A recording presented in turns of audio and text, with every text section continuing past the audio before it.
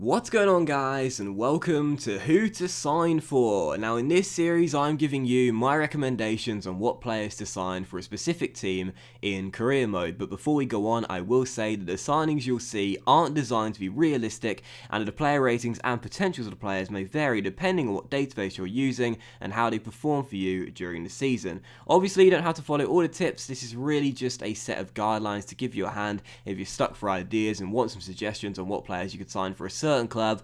This is mainly aimed at those who are out there who may be new to the game and just need a little bit of advice, or for those who are out there who just want a few recommendations on what players to sign for a team that you may be using in career mode this year. So in today's episode of Who to Sign For, guys, we are going to take a look at Chelsea. Yes, Frank Lampard's Chelsea, who I want to start the episode off by saying have been my favourite team to watch in the Premier League this year, because win, lose or draw, it's just fun watching Chelsea right now. They've got a very young team with a club legend in charge. He's giving chances to the younger players who in previous seasons might not have been given the game time under different managers, and of course with that transfer ban being in effect as well. Chelsea have been so much fun to watch this year, and they'd be a really fun career mode team to use as well. Now Chelsea start off with a budget of around £86 million.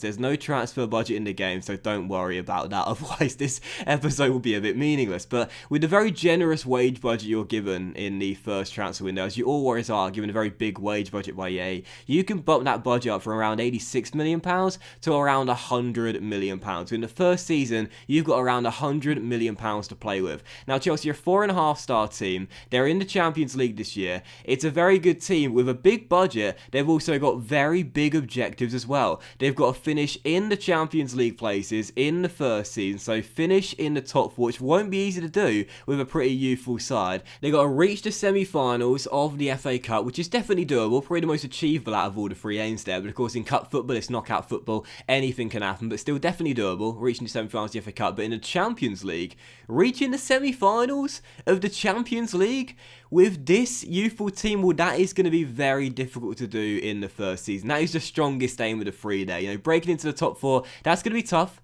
but it's doable. Reach the semi-finals of the FA Cup, that's, you know, tough, but definitely doable. But semi-finals of the Champions League, that's a very big objective and a big ask of the board there for this very young Chelsea team. But it's still doable. It's a 4.5-star team. It's a good team, and certainly doable in the first season, especially with a big budget of £100 million.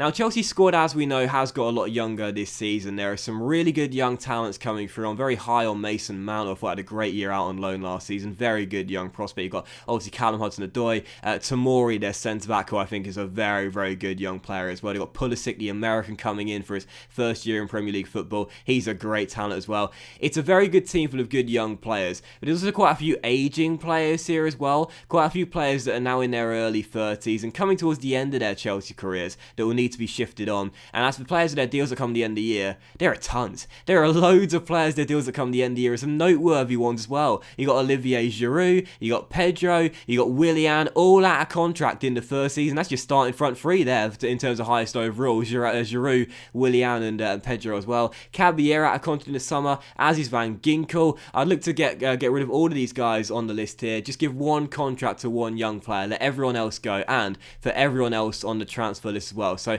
I had a big transfer list in the first season. Caballero, Giroud, Pedro, Willian, Van Ginkel, Hector, Emerson, and two young players with very low potential as well. All of those players on a transfer list right there, you'll wonder why I put them on there. It's very simple. Those are the aging players in their 30s or late 20s, and also all of those players there are on very high contracts they simply don't deserve. Hector, for example, I think he's on like 40 grand a week. That's ridiculous. He's 72 overall. He's never going to play for the club. Get him on the transfer list, get him out of the club straight away. But as for new signings with this Chelsea side, no transfer ban like I discussed earlier. Who would I go in for as my number one target? It's got to be this guy right here, man. Jadon Sancho of Borussia Dortmund, the young English teenage talent who is tearing up the Bundesliga. This guy is absolutely superb. You've got to bring him back to the Premier League, and you've got to have this guy as part of your new look front three for Chelsea this season. Now, of course, this year, as we know, they've got Tammy Abraham, Mason Mount. You know, they've got a very youthful front three in a lot of their games. But in terms of rating, it would be the highest overall. Giroud up top with Willian and Pedro on either side. My recommendation for a Chelsea career mode in the first transfer window, make that front three totally different and much younger. Get in a totally new front three for this Chelsea side, make it younger and better. And that's what we started doing here. We signed Jadon Sancho from Dortmund for £57.9 million. He's valued at £40 million, this kid. 84 overall at just 19 years old. His best stat is dribbling, already 92. And when this guy hits his full potential, he'll probably have 99 for dribbling. That's incredible. He'll barely ever let the ball go from his feet. He's got 5-star skill moves, 4-star weak foot. There is no downside whatsoever to Jadon Sancho, with the flair trait as well, medium low work rates. This guy has, I'm going to repeat this, 92 potential. When this guy hits his peak, he will be one of, if not the best player in the world. In the first season, he is your first and biggest transfer target. You cannot afford to let him go elsewhere. You need to sign him on the very first day. You want to change that front three completely, from Pedro, Giroud and Willian to Sancho and 2 other mates to play alongside him as well. And the 2 players I will get, or the striker I would replace Giroud with, is this guy right here. Timo Werner, also playing in the Bundesliga right now for RB Leipzig. He is just 23 years old, but the German is absolutely fantastic. One of the top scorers in the Bundesliga this year. He's 84 rated at just 23 years old. He's valued at £37 million in the game, and you shouldn't have to pay much more than that, as he's out of contract come the end of the season. In fact, you should be negotiating a deal of around 38 to 40 million pounds for him, which is basically nothing over his current market valuation. And as we know, at 23 years old, this guy's going to get better and better. He's already good enough to be a starting striker, and when he hits his full potential, he'll be 88 overall and one of the best strikers in the world. So you've got Jadon Sancho on the left to cut in and shoot on his right. Now you've got Timo Werner to play alongside him as 2 of your new front three, and 2 players that are really going to strike fear into opposition defenders. Like I said, first transfer window of Chelsea. Yes, you got the youngsters, Mason Mount, Tammy Abraham, really good young players to play as part of the front three. But my recommendation, unlike what Lampard is doing, is to bleed those players in more naturally. Don't throw them in the deep end, but sign better players for now, because you need to hit those 3 objectives, which are of course very strong indeed, and that's a lot of pressure to put on Mason Mount and Tammy Abraham and Hudson-Odoi and Tomori's shoulders in the first season. So Werner, I would definitely sign him to be your first choice out and out striker this year. Now, of course, you've got Morata out on loan at Atletico right now. I believe he's 80 or 81 overall and only 26 years old. You could easily recall Morata and have him as your starting striker, but my recommendation is to keep him out in Spain right now, bring in someone permanently, and perhaps bring back when Morata comes back next year, perhaps use him or look to sell him for a big profit. Either way, if you were going to sign a new striker, I would definitely recommend Timo Werner. Very little downside to that guy. And again, at 23 years old, he's just going to get better and better with 88 potential. He is going to score a lot of goals in his first year in the Premier League. So after the signings of those 2 players there, Timo Werner for £39 million and Sancho for around £57.5 million, you've basically spent your entire budget already on those 2 players right from the get-go. But they are definitely worth it. Again, your number 1 area of concern with Chelsea in the first season is that front three. It's an aging front three, and they've all got the deals that come the end of the year. Giroud, Willian and Pedro, all in their early 30s, all with their deals that come the end of the year. You want a new front three. So, you know, you get what you pay for, really. It's expensive signings there in Sancho and Werner. With Sancho 92 potential, Werner 88 potential. They're better than the players they're replacing already. They're far younger, and they're going to get far better as well. So definitely bring those guys in. And also look to sell those players you're on the transfer list too, to raise the money and get the transfer budget back up. We were going to deal £14 million for Giroud. We sold Van Ginkel to the Magpies for £9 million.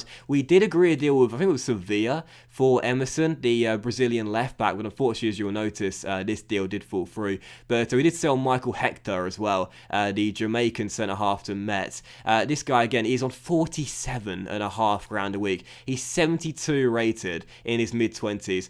Basically, you know, if you have to pay to get rid of Michael Hector, let the guy go. He's never going to play for Chelsea. He's got a very poor overall. And again, on £47.5 a week, that's a massive contract for a guy that's never going to play for you and has very low overall. Whatever kind of fee you can get for Hector, even if you only get 20 pence for him, let the guy go. He's not going to play, and he's eating into that budget, and certainly not justifying it either. So, unfortunately, Hector did actually turn down the first bid to FC Metz, which was a shame, because obviously it's not a surprise that you want to stay on £47.5 a week. Imagine that lifestyle, living in London, £47.5 a week, and keeping your body in check in training, yet not having to play any games. What a lifestyle. But either way, definitely try and sell Hector. And we sold Willian as well. I'm a big fan of Willian in real life. A lot of you guys know, so I'm a big fan of Willian. He works really hard. He's a very energetic player, and he puts a shift in every game he plays. But I would definitely look to sell him, as he's in his early 30s now, and out of contract come the end of the season. Even though I like him, for sentimental reasons, it's not enough to keep him there. Definitely look to get rid of him and sell him if you can.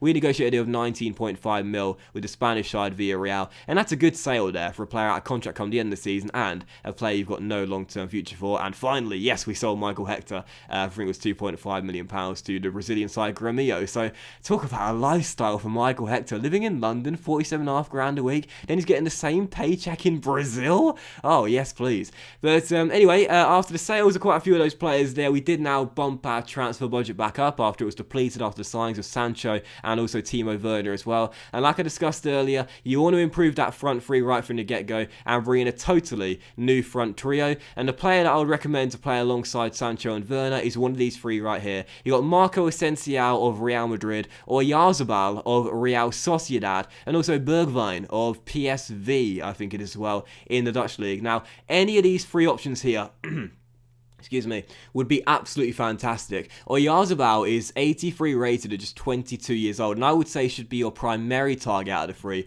But Marco Asensio of Real Madrid, as we know, is also a very good player. One of the benefits to Asensio is he can play through the middle, and Bergwijn's like the wild card option out of the three, as we were going to deal here £47.5 million for the number one target, Oyarzabal. Bergwijn's like the wild card out of the three. If you can get decent deals for the Spaniard, Asensio, and also Oyarzabal as well, then Bergwijn's the good little wild card that you can have as well, just in case you get a cheap deal negotiated with PSV and you can pick him up for a really good deal. But with Asensio and Oyarzabal, they are your two primary targets, and they're both really good, both technically very good. Asensio's got the 4-star skill moves as well, either of which would be great options. But the reason I decided to go for Oyarzabal over Asensio is not just because he's the highest rated at 83 overall, but because once you've signed Jadon Sancho, you can play Sancho on the right hand side or the left-hand side. Now, with a 4-star weak foot, he's adept playing either position, but Oyarzabal is left-footed, and that means that what you can do with him is play him on the right-hand side of the wing, cutting in to shoot on the left foot of his, because his highest stat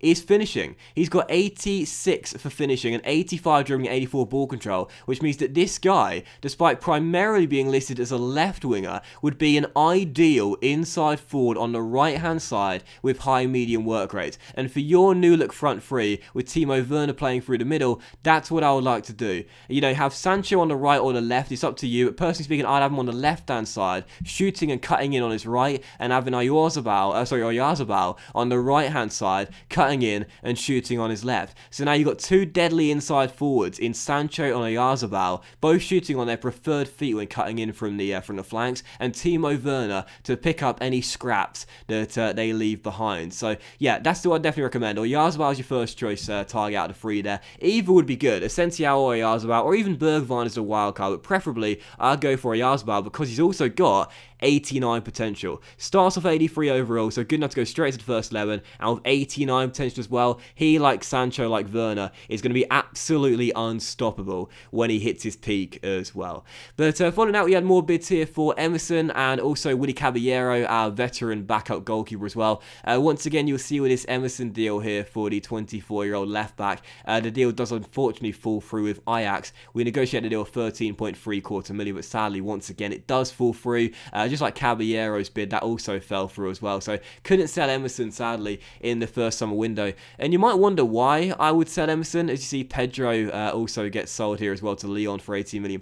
Because, of course, he is only 24 years old, and at 77 rated, he's more than good enough to replace Marcos Alonso if you'd rather play I think I called him Brazilian earlier. He was, of course, born in Brazil. The Brazilian-born Italian, if you will. He's more than good enough to take out Marcos Alonso, and he actually grows to 82 overall. So he's got 5 for his potential, which is pretty decent, I must admit, on a 24-year-old. But the problem is, you need to improve the team right from the get-go. You need to make it better right from the get-go as well. If you're just going off rating, Marcos Alonso would be a starting left-back, and at 28 years old, he's not going to decline in his overall in the first couple of seasons either. I would probably say that one of those players should should be getting sold, either Alonso or Emerson. It's totally up to you, but I opted to go for the player that had the lower overall to begin with and bring in a new backup left back for Marcos Alonso, who at 81 overall. He's good enough to be your first choice for the first couple of years, but you will want someone better for the long term. Now that can be Emerson if you want to use him, or you can get someone better. I opted to go and get someone better. This is totally up to you. You can either sell Emerson, keep him here, or get someone better. I opted to get someone better myself, and there were two names on the shortlist. I had Jose Gaia of Valencia. He would be my number one recommendation. 81 rated, 24 years old, so right from the get-go, he's good enough to replace Marcos Alonso. Same overall as Marcos Alonso, and at 24 years old, 4 years younger, and with much higher potential as well. Sadly, I couldn't negotiate a decent deal with Valencia, but for Ben Chilwell of Leicester City, my favourite player in career mode, it seems,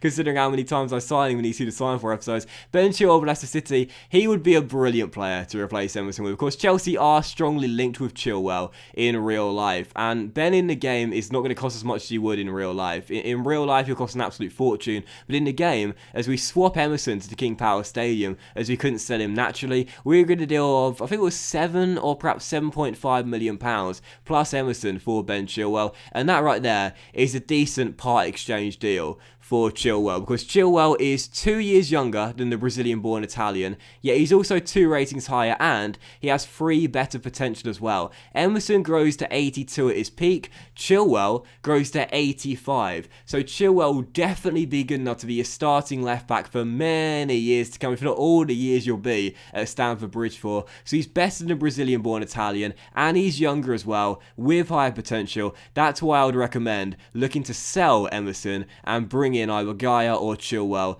to replace him. Now, you can keep Emerson as a backup for Alonso if you'd rather do so and save your cash. That's totally up to you, but in my opinion, I think it's best to replace him in the first summer window. Get in Ben Chilwell, and again, the first season, you'll probably have Alonso as your starting left back, but from season 2 onwards, you'd probably opt for Ben. If you want to throw Ben in the deep end, that's totally up to you, but I probably would prefer to start Alonso to begin with, just based on rating alone, and then look to get Chilwell in the first 11 from season 2 onwards.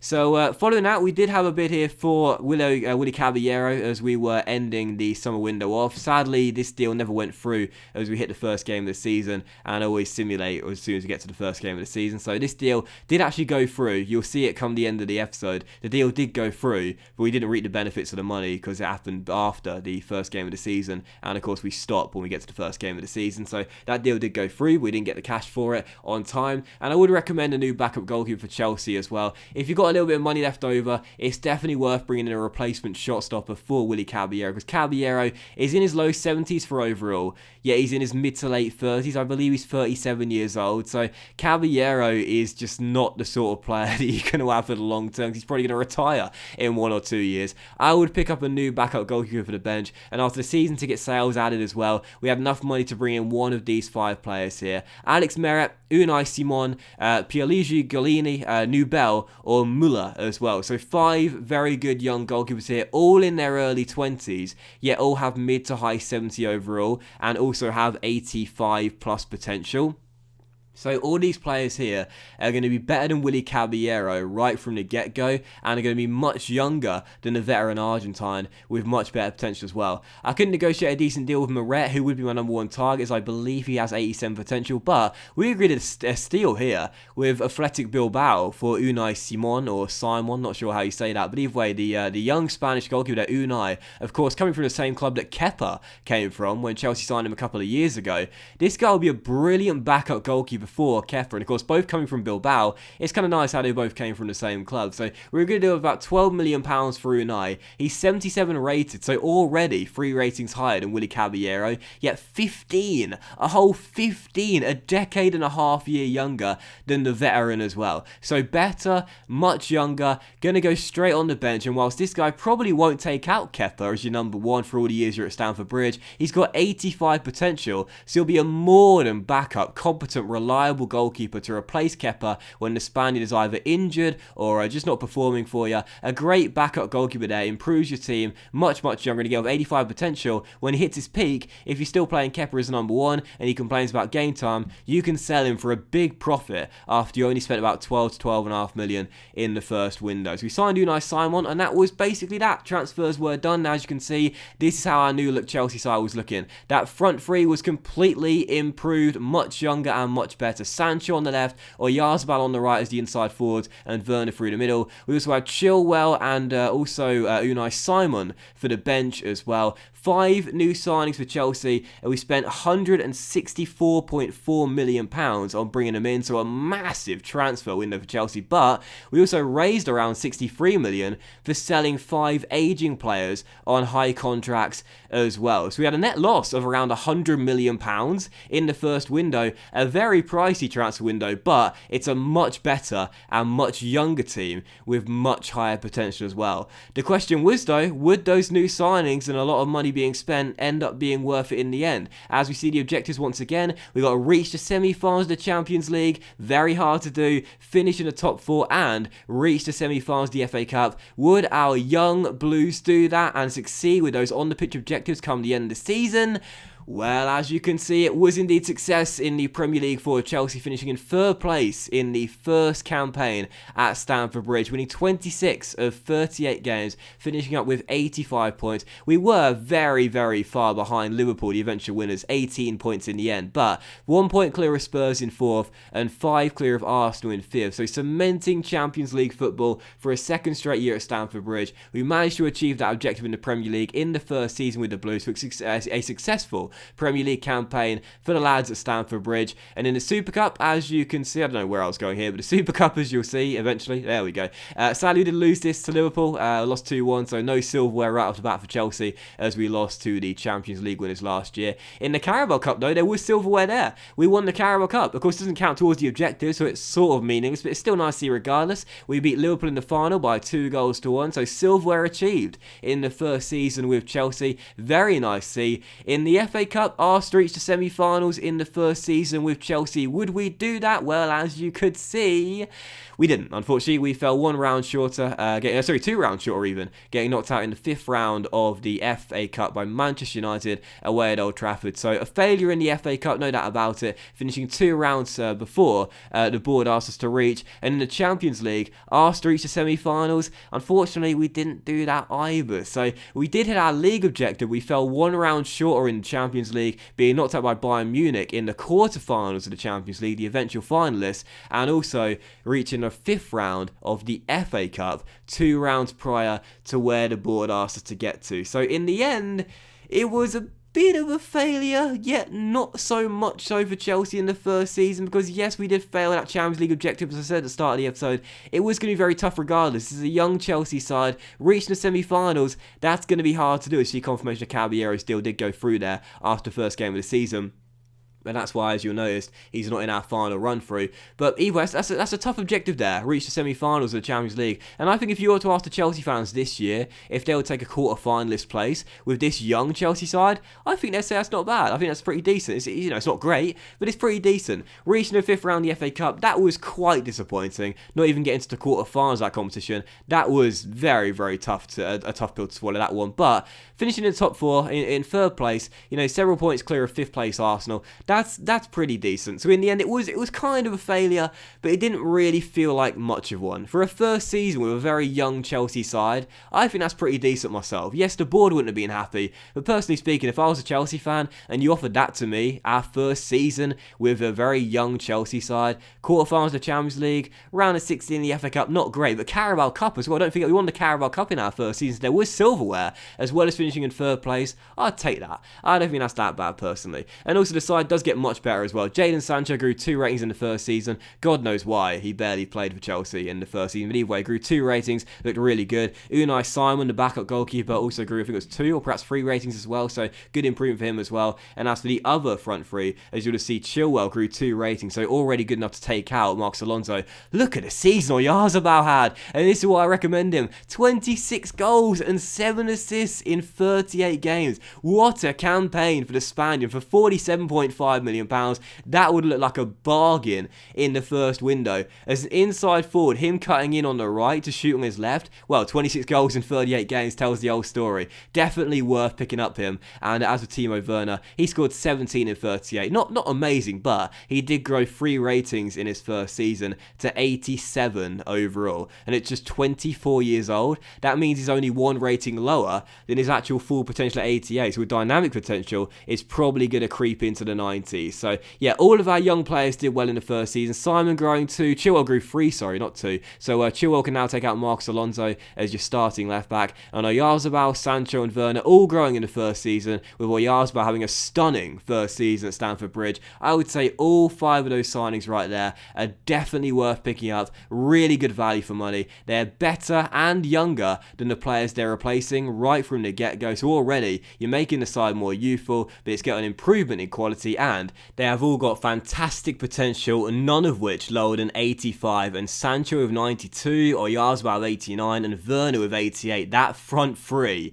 is going to be the most deadly attack in Europe when they hit their full potential. So hopefully you guys have enjoyed this episode of Who to Sign For, guys. If the tips did help you, then please do drop a like. If you're new to the channel, then please do click the subscribe button, as I upload FIFA 20 career mode videos every single day. Much love to you all, and let me know in the comment section down below who you want to see next in the Who to Sign For series. So have a great day, guys. Much love to you all, and I will see you for the next episode of Who to Sign For very soon.